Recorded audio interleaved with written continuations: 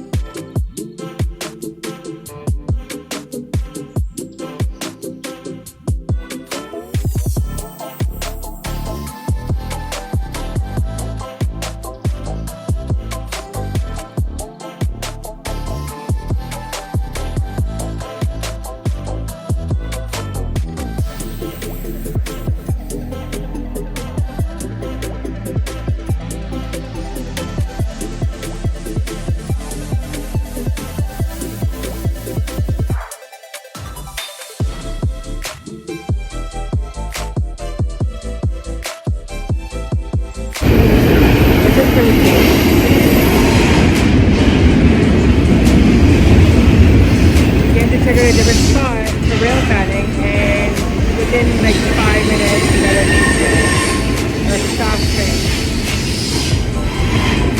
So I'm shooting it on my camera. It will be up on my YouTube channel.